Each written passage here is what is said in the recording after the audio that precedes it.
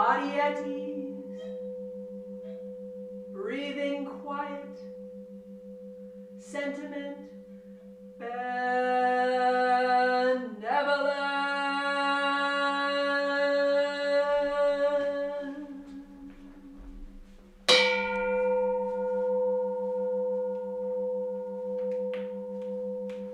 Dharma friends, sitting still in vital silence,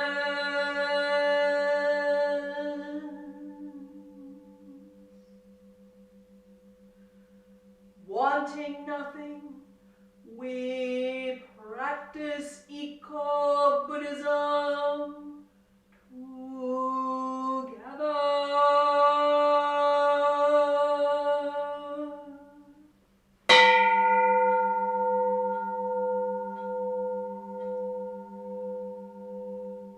The sound of the temple bell booms for all to cease from conflict.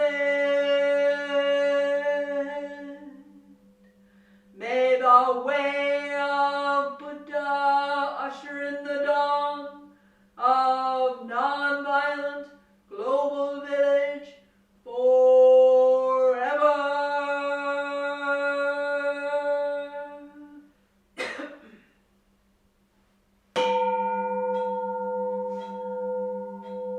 Here is the after sound of the bell.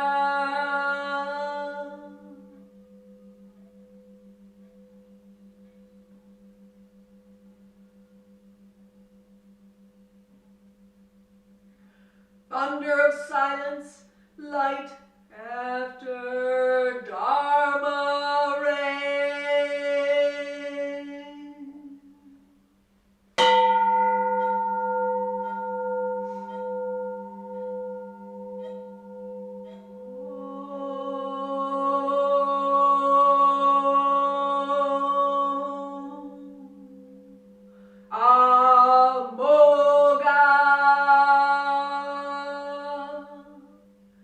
Varochana Mahamudra.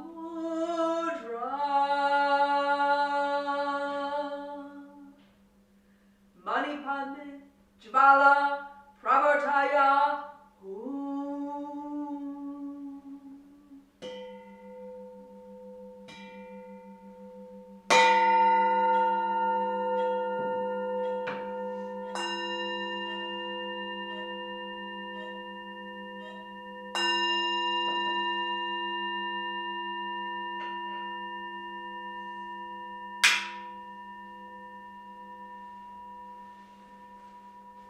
Please stand for the chanting of the three refuges.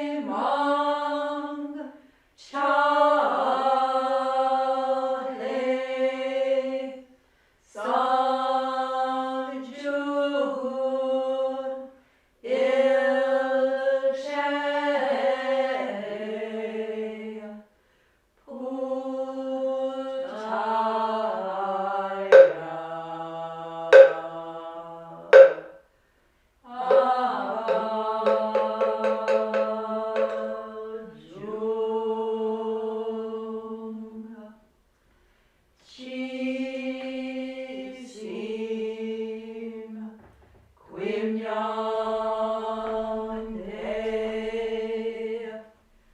Shivam Samse Shemang Chahe Samju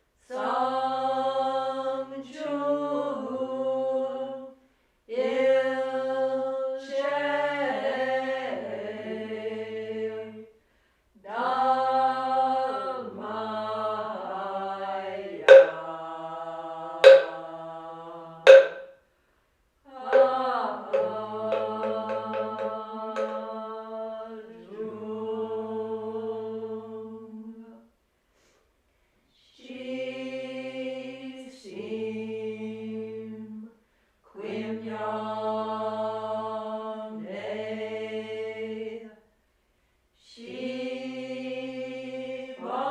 Shivam Samse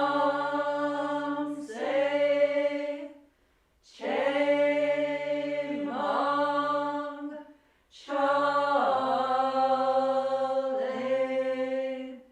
Sangju Ilshe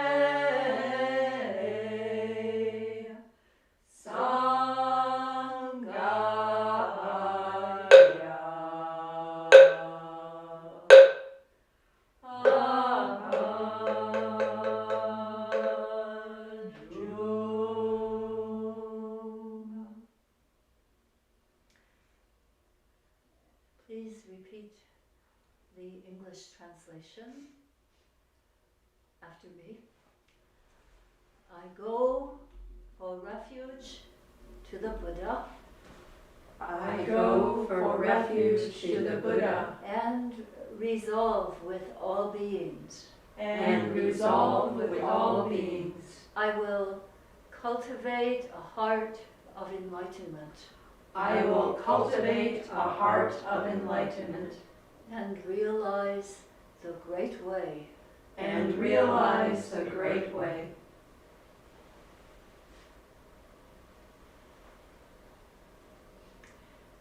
I go for refuge to the Dharma I go for refuge to the Dharma and resolve with all beings. and resolve with all beings. I will penetrate the teachings I will penetrate the teachings and uncover oceans of wisdom. and uncover oceans of wisdom.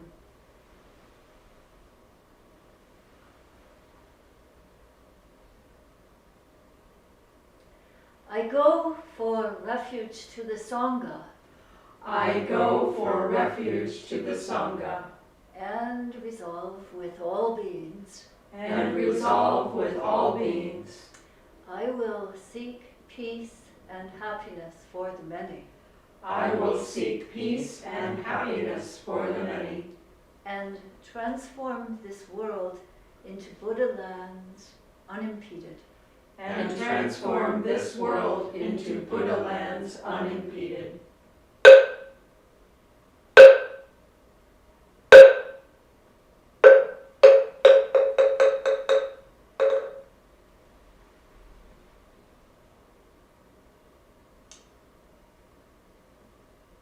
Good morning, everyone.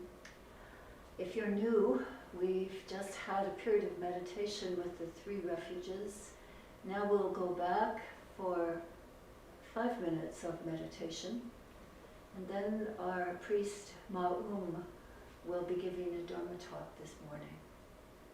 So welcome those of you who are new and all the ones who are new too, but just have been here before. Okay, so Mom, you can go ahead and sit down.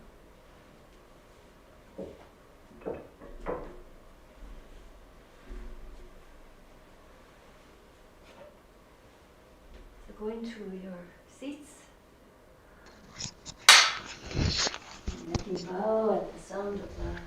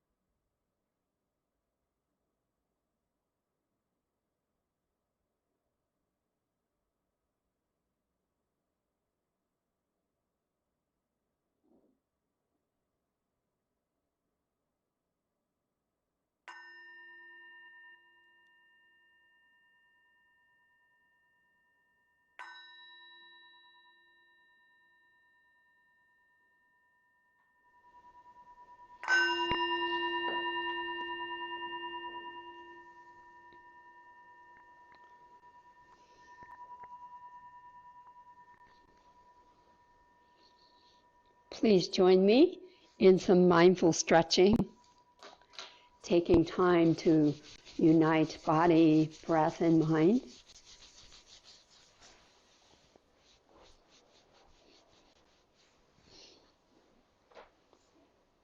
Feeling the bones, massaging the top of our scalp.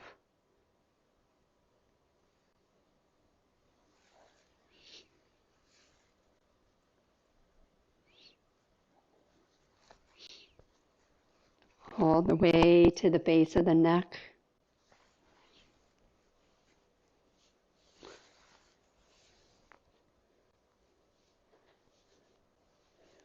Working with pressure points in the ears.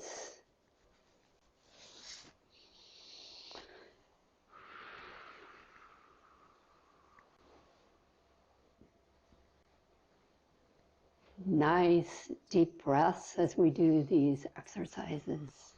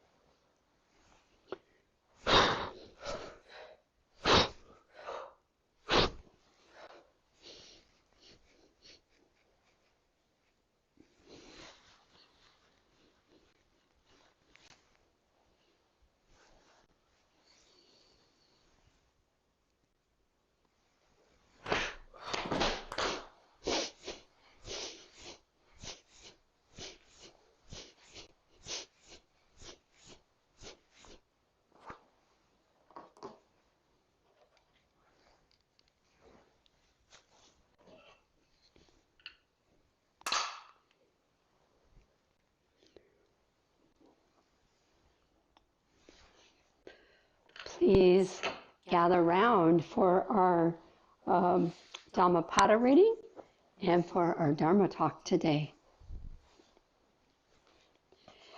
If we were sitting in the Buddha hall, I can imagine all of you coming and sitting together in the center of the room. So you may not have quite so far to move this morning. But anyway, please ready yourself to participate in our Dhammapada reading and our Dharma talk. This week we are reading from the chapter Impurity. Placing your hands palm to palm, deepen your breathing so that you may listen more deeply. You are as the yellow leaf. The messengers of death are at hand. You are to travel far away. What will you take with you? You are the lamp to lighten the way. Then hurry, hurry. When your light shines without impurity or desire, you will come into the boundless country. Your life is falling away. Death is at hand. Where will you rest on the way? What have you taken with you?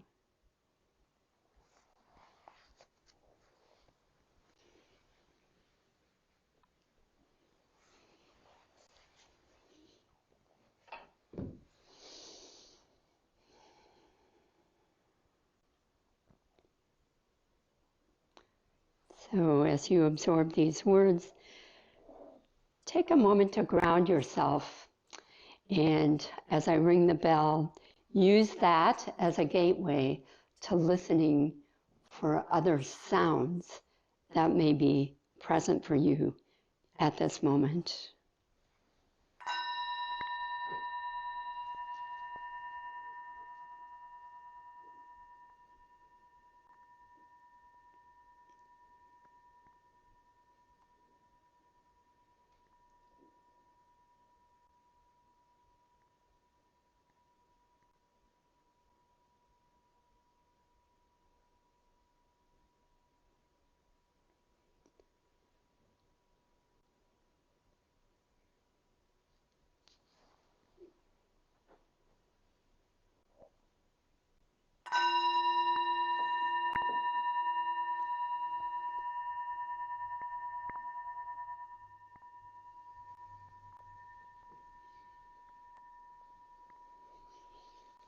So good morning, dear Dharma friends. I like to use sound as a way of grounding, as a way of coming into the present. For me, during that brief interval, I was aware of the sound of the furnace, maybe the sound of air coming through the air ducts. And as we did this in our meditation class the other night, it was the same thing. So furnaces are very prominent these days, on these cold days. But anyway, welcome in from the 10 directions, and I'm so happy to be with you this morning. The topic of our talk today is humility. So let me start with a few examples and a few stories. If you can hand me that, the mallet, yeah. Okay, so one day I was ringing the bell like Hayun was this morning, and all of a sudden the mallet just flew off its handle across the room. And so that was a little embarrassing. And then I can think of other moments when I have not done practice quite right. Sometimes I forget the words when I am doing the English version of the Three Refuges. And one time when I was leading a precepts group, we were doing the Four Great Vows, which, as you know, start all beings, one body, I vow to liberate. And then one of the vows is blind passions, one root. Dharma gates, one mind, I vow to penetrate. Well, our discussion that particular day was on the precept of not misusing our sexuality. So for each of these 4 ones, all I could come up with was I vow to penetrate, I vow to penetrate, I vow to penetrate. So these things creep in. And then one other embarrassing moment I remember is during a retreat. I was leading walking meditation, and we were outside going around and around the building. And I could feel my pants were getting a little bit loose. We have these ties on our meditation pants that sometimes are not all that secure. And so finding myself near the back door of the temple, I was holding my pants up with my hands. So I had to dart inside and tie them securely. I was reading in Tricycle magazine, this thing about pants is not all that uncommon, because one of the practitioners was doing some special vows as part of his offering of food. His pants actually fell down to his ankles, and so he gets them up and runs out of the room in embarrassment. So why do I offer these? They're examples of embarrassment or humility. In our Zen practice, we are full of rituals and ceremonies, and we would like to do them well and perfectly. But we are reminded that it's the spirit of the practice that counts. And that in and of itself is kind of a humility practice for us. One Zen teacher recommends to her students, make mistakes, make them publicly, and make them often. Seems like I don't even have to try to do that. It's like I used to do quilting, and very advanced quilters sometimes deliberately make one block that is wrong because they do not dare to be so perfect as the divine. Again, I did not have to try. Most of my blocks were a little bit off center. So humility is a very important topic in our Zen practice. You may remember a month or two ago, a couple months ago, Hayun gave a talk on humility. Today I'm giving a version of it. Who knows, in the future, Haji Sunim may be talking about humility. And all of us will be giving a little bit different spin because there are so many things to say about humility, but at the same time, words fall short. And so I'm going to try to, in my talk today, connect to some examples of how I'm trying to use this to deepen Zen practice.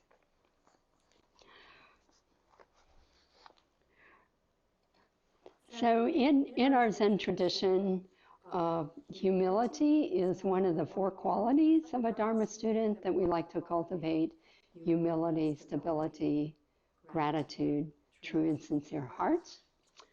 And it is also cultivated as a method of helping us learn Buddhist teachings more deeply, because it has this opening aspect to it, this opening quality in which we adopt this don't know beginner's mind, and then we learn better by being humble. Humility is not only important in our religious traditions, but other religious traditions as well. So I get to give you a couple of examples. This lesson in humility is brought to us by James Baldwin, who's one of America's all-time greatest writers when he was with us during his lifetime. And so he himself was Muslim, or he told Muslim stories. And so this particular story that he offered is from that tradition. This is about a caliph. And a caliph is seen almost as a successor of Muhammad, the chief Muslim in both civil and religious aspects of their tradition. So this is about Aaron the Just. Harun al-Rashid, Aaron the Just, was the greatest of all the caliphs of Baghdad. One day, the caliph Harun al-Rashid made a great feast. The feast was held in the grandest room of the palace. The walls and ceiling glittered with gold and precious gems. The table was decorated with rare and beautiful plants and flowers. All the noblest men of Persia and Arabia were there. Many wise ones and poets and musicians had been invited. In the midst of the feast, the Caliph called upon the poet, Abdul Attaya, and said, "O Prince of verse makers, show us thy skill. Describe in verse this glad and glorious feast." The poet rose and began, "Live, O Caliph, and enjoy thyself in the shelter of thy lofty palace." "That is a good beginning," said Rashid. "Let's hear the rest." The poet went on, "May each morning bring thee some new joy. May each evening see all thy wishes have been performed." "Good, good," said the Caliph, "go on." The poet bowed his head and obeyed. "But when the hour of death comes, O my Caliph, then alas, thou wilt learn that all thy delights are but a shadow."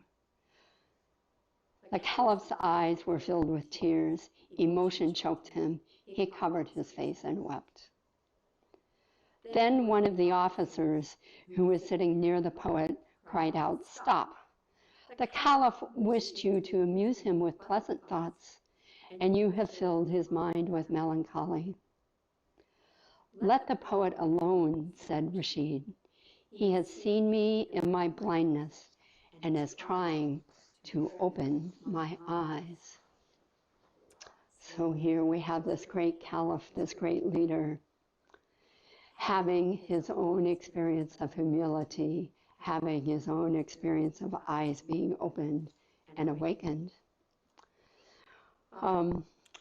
Another great Black leader, Martin Luther King, whom I've always looked at as somewhat of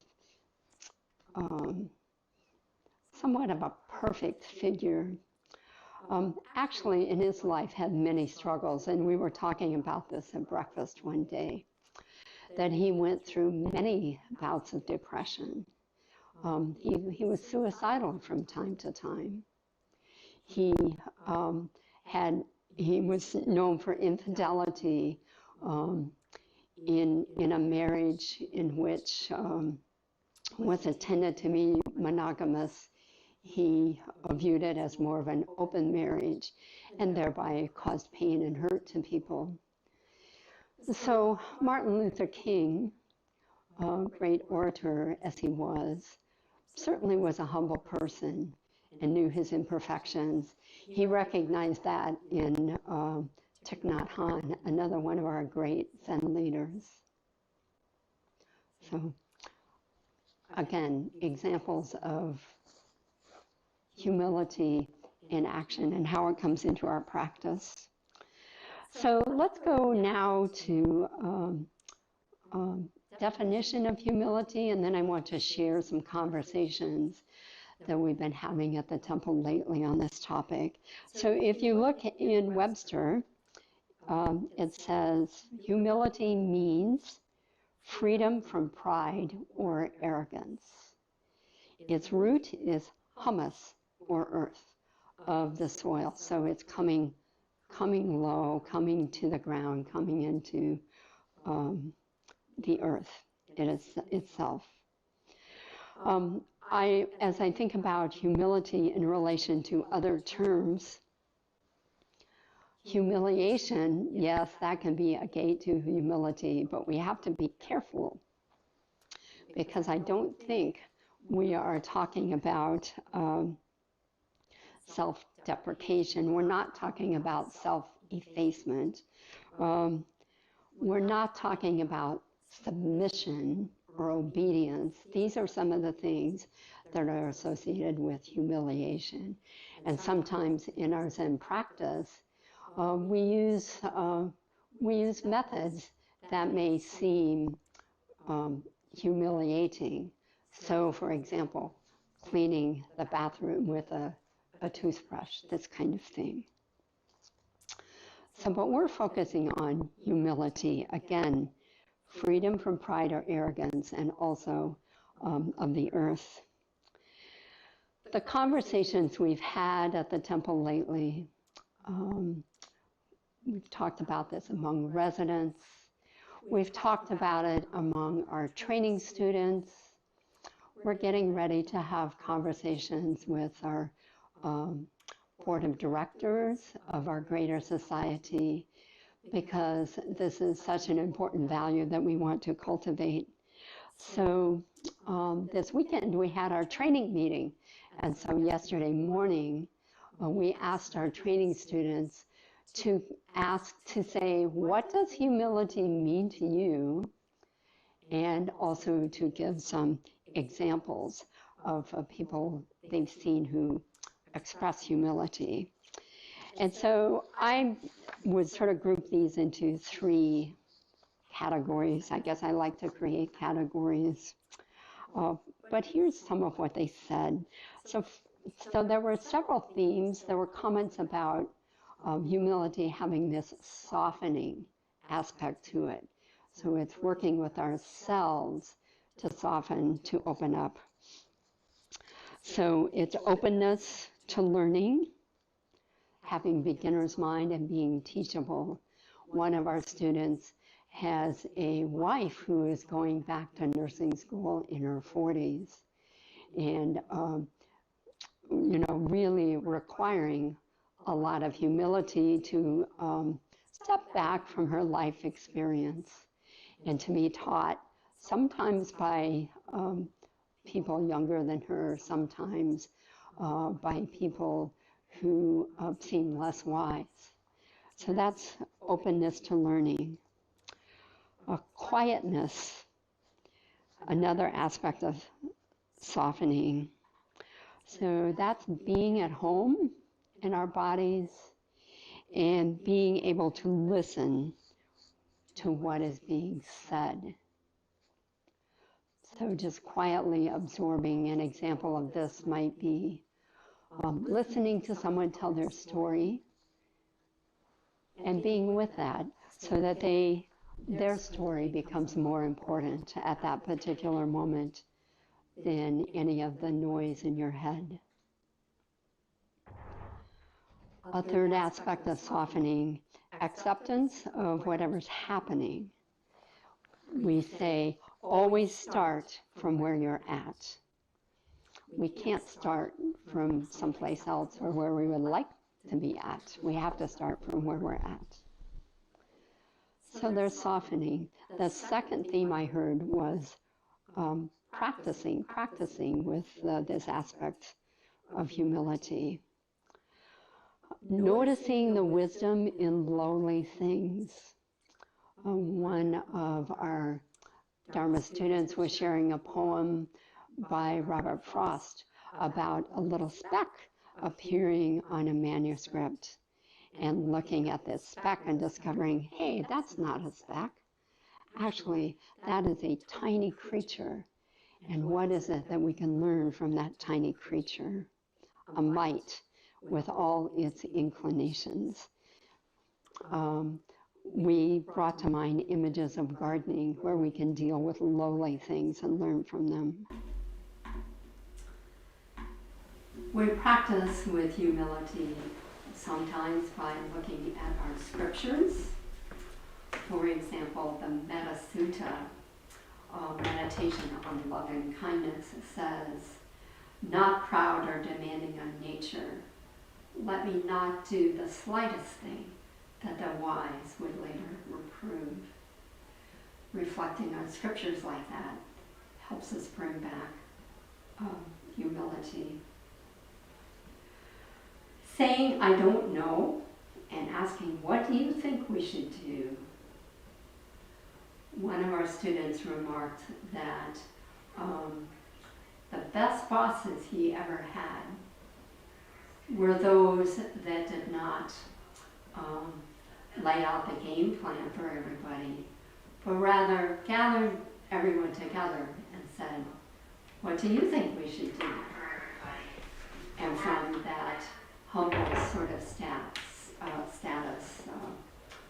lots of richness emerged. Random acts of kindness, especially acts of kindness done secretly, is an aspect of humility. Tong-san, one of our Dharma students, was telling us that the other day, this was not done so secretly, but it was a random act of kindness, that Tong-san was bringing produce during a snowstorm, and Hachi-sunan went out and just very gently brushed all the snow off of her car. An act of kindness coming from a place of humility can be very inspiring. It's interesting in our discussions with the students that really Zen practices themselves did not come up very much. So if we think about traditional Zen cultivating humility, it involves things like doing prostrations, 108 prostrations every morning, 108 bows. It involves being assigned to clean toilets in the temple and to do other types of humble work. Zen training also involves confrontation at times. It's one of the more active forms of Buddhism. So things like being shouted at by your teacher, really intended in the spirit of love and awakening, is a very startling kind of practice. And it's something that it helps us cultivate our edge, so to speak. We have what we call the Henja spirit. And so that means basically just doing whatever needs doing. In the early days of our organization, this meant building temples. It meant getting up on ladders and fixing things high above us. And it meant putting up drywalls and digging holes and all of these kinds of things. Henja spirit, really connecting deeply with sort of the humbleness of our practice, the openness with which we do it. So we've been examining our methods of training because we've been asking the question, how is it that we cultivate the spirit of humility in our temples, and how is it that we teach people about this? So one of our teachers, Noara in Chicago, has offered a few interesting thoughts. She reminds us that we have to remember that we're going beyond form. Some of the examples I started with. So if you look at our tradition, we have all these rituals, we wear great clothes, and it's easy to get caught up in trying to do things perfectly. And when we do that, it leads to judgment and of not doing things perfectly and all sorts of undesirable things. So we need to again get back to the spirit of things. Let's make those mistakes often and publicly and be able to laugh at ourselves. We need to go beyond polished presentations and go beyond the knowledge that we tend to accumulate in this culture. There are so many ways to practice, and it's important for us to connect with those who are not book learners. We have so much to learn from them. I remember Osep when he used to live here. I don't know how many of you knew him. He was a resident for many years, and now he lives on a Springwind farm. And his practice was always very simple, working with the hands, building things, mopping the floor every morning, greeting each person who comes with a spirit of openness and humility. He was not one who particularly enjoyed the book learning or the intellectual discussions that we had from time to time. So another method that Noara pointed out was we need to be on the lookout for the quiet practitioners in the room, for those who just come and be with us and cultivate the practice and are always asking, what can I do to help? How can I be of assistance? So I appreciate on Sunday mornings often, and Sunday morning today, Hayman said, I know you're giving the Dharma talk today, how can I be of help? So just these quiet offers of assistance are very much help to cultivate the practice for all of us.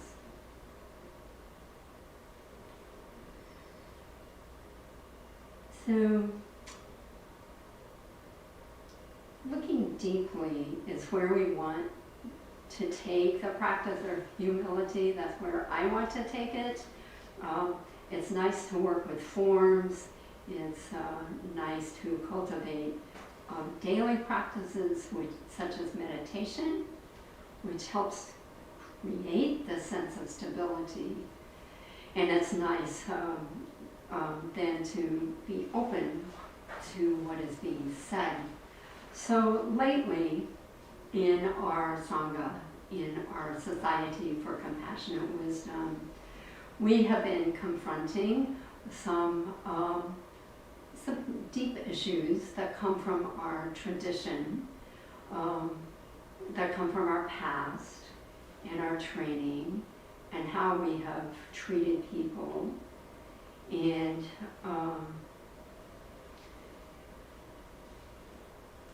also what we're in an effort to, we have been learning to be more transparent. Many of you may have received a letter from the senior teachers describing the conflicts that have been going on, describing what it is that we have been doing about that.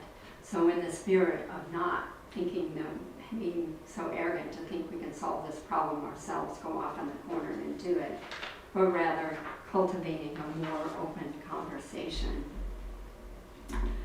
So our Zen master Doan Sunan in the letter offered the following statement.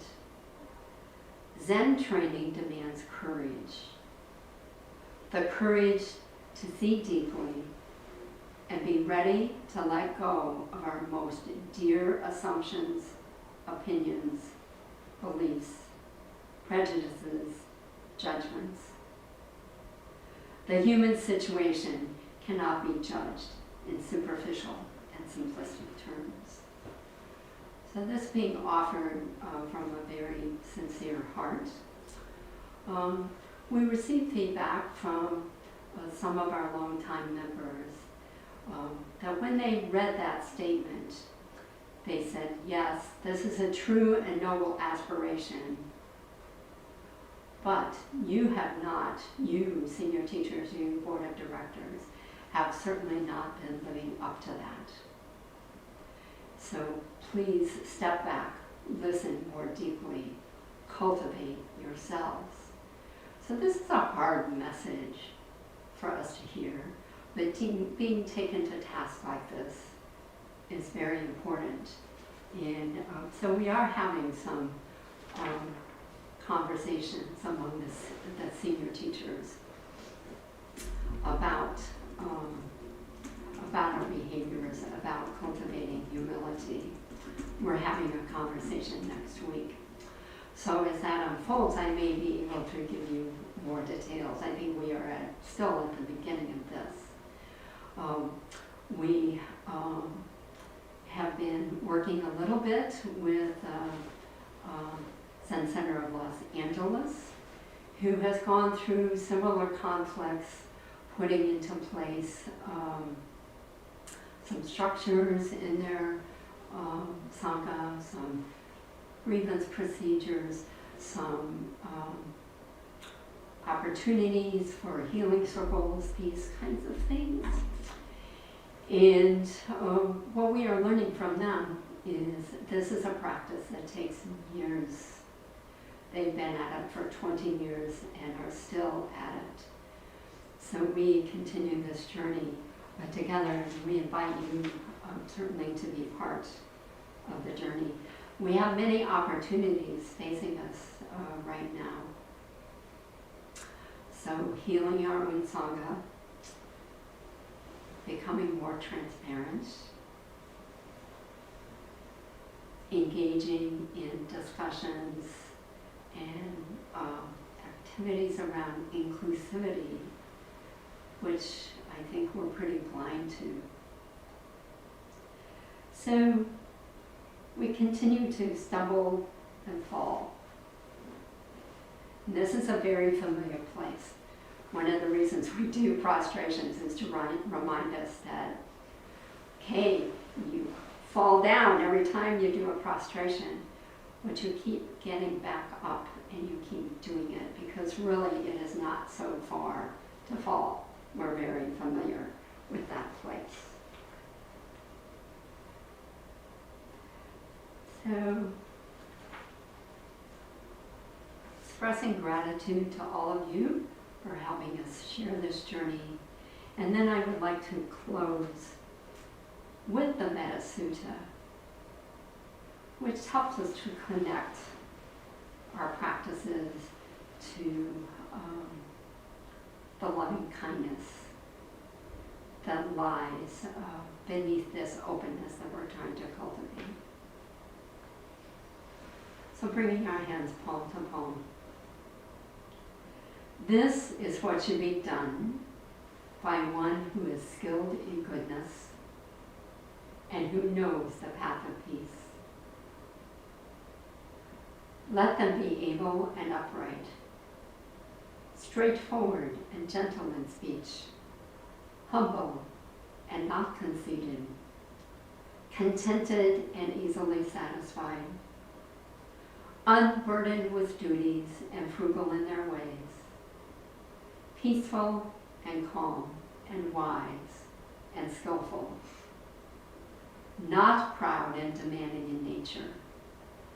Let them not do the slightest thing that the wise would later reprove.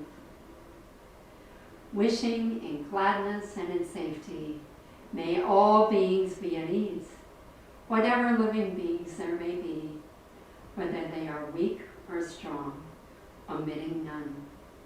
The great or the mighty, medium, short, or small.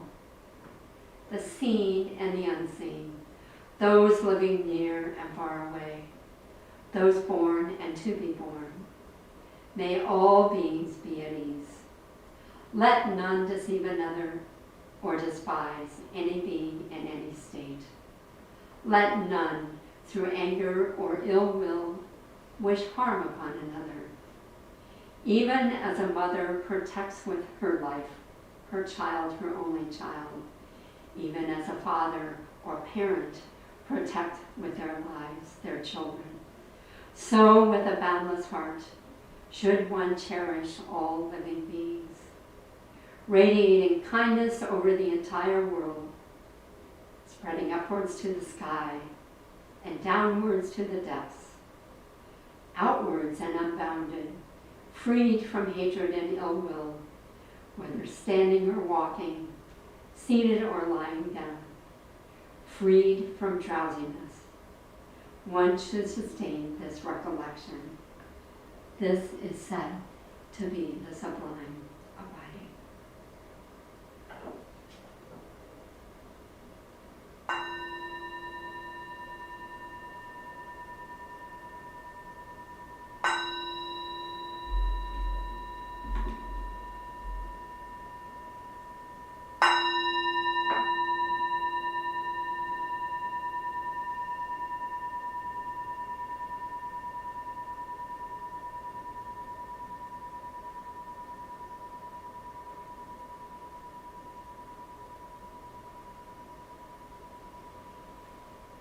So may we continue to walk the path of peace throughout our days, throughout our weeks. And now transitioning over to activities And announcements. Hayun, I'm going to have you, might be easier just to switch seats. No. You're going to turn it? All right.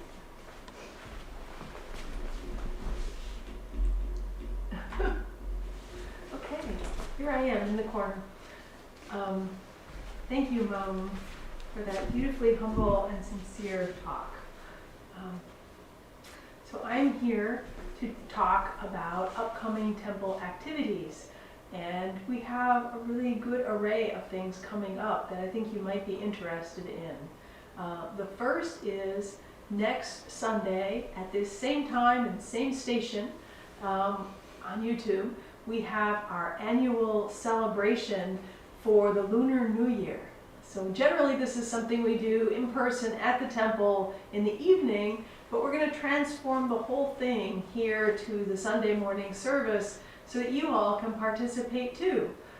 It is a great year for Zen Buddhists because it is the year of the ox.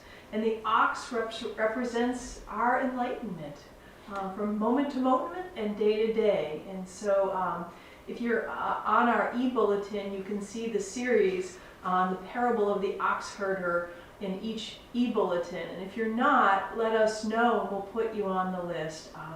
The address is AnnArborZenTemple@gmail.com. Just write to us and let us know if you'd like to be on our e-bulletin list. The other reason to be on it is then you don't even need to listen to me because you will know everything that's going on.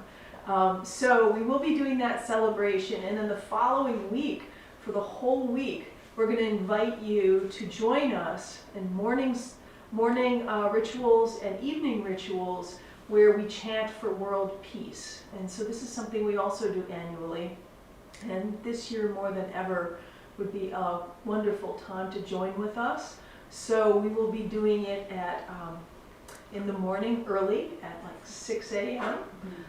6 a.m. in the morning and then 6:30 in the evening every day that week. So you can just join in on our YouTube channel through Zoom. No, it's through YouTube. Yeah, you can join that way. Thirdly, we do have a meditation class that's going to be starting on February 18th. Feeling in doldrums or winter rut with your meditation practice, this is a great way to work with others to deepen your practice who are on the same path. And so we will think of breathing exercises, we will talk about postures, we will tell Zen stories that sort of help to deepen our practice. So if you'd like to join that, again, contact us at AnnArborZenTemple@gmail.com or call us at 734-761-6520 and you can sign up for that class. It's 4 successive Thursday evenings at 7 p.m. We wanted to make it so that folks who are in other time zones would have an easier time being involved too. And so, what else? There's one other thing that I know is going on that we needed to mention. Well, the other thing I just want to mention, as usual, is thanks for your support for the temple, because your support helps us to be here and helps us to present our Dharma to whoever wants to come join us. And so your ongoing support is so appreciated.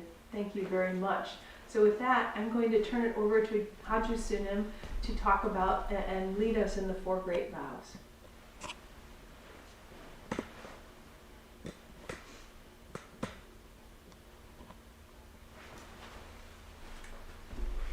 Please repeat after me. All beings, one body. All beings, one body. I vow to liberate. I vow to liberate. Blind passions, one root. Blind passions, one root. I vow to terminate. I vow to terminate. Dharma gates, one mind. Dharma gates, one mind. I vow to penetrate. I vow to penetrate. The great way of Buddha. The great way of Buddha. I vow to realize. I vow to realize.